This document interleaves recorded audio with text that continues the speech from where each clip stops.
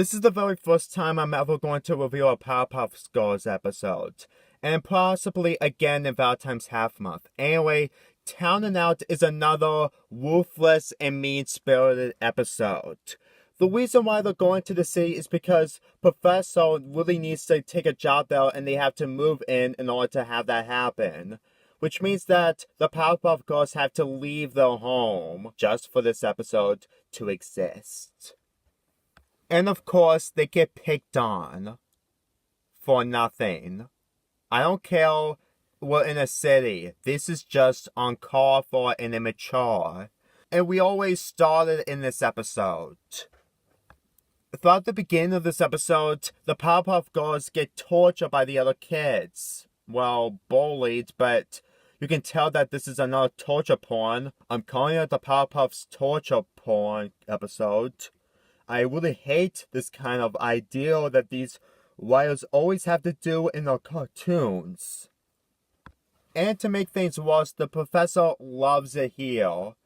Probably because he got the job, I guess. Oh my god, does he not even recognize that the Powerpuff Girls are having the most miserable time of their lives?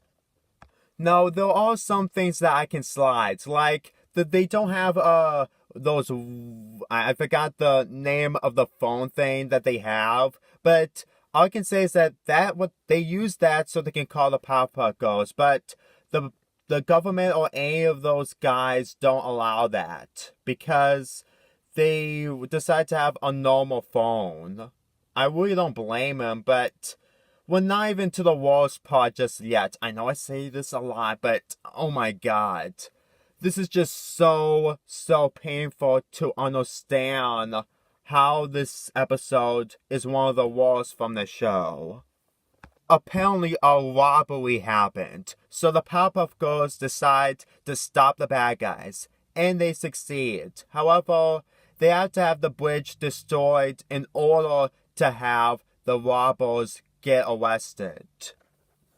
Yeah, not a smart move, but the problem with that is that the other characters, mainly the adults, ignore the fact that the robbers got arrested.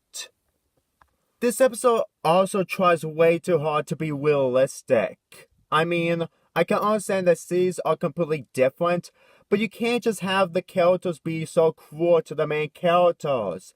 And to make matters worse, not only that they forget that they saved the day, they're also not allowed to fly around in the city. This is taking it way too far. And guess how this episode ends? Trust me, you won't believe of how cruel what's going to happen next. The professor actually admits that the city was terrible. No, really. He actually loves that the kids that he made completely accept the fact that this entire city is terrible. I'm not kidding. They don't even talk about of how they should at least talk to the adults to stop being so cruel. Nothing. It just ends with the entire family leaving the city. And that's how the episode ends. Really? I mean, a show that's one of the best cartoons in Cartoon Network has an episode this cruel? Really? Really? Seriously? You mean to tell me that this entire episode is nothing but mean-spirited? This episode also didn't need to exist because of how stupid the plot is of having the adults being so cruel. I know it's supposed to be a moral that not every character can be nice and stuff, but it could have worked out if the other main characters talked to them and actually explain into detail onto why they do things different. It just feels like these characters are getting tortured because they're the Powerpuff Girls. The Powerpuff Girls, the main characters in the show that we love, get tortured and treated like this. Oh my god. Seriously, the Powerpuff Girls doesn't deserve any of this kind of punishment whatsoever. Especially that none of the main villains make an appearance in this episode.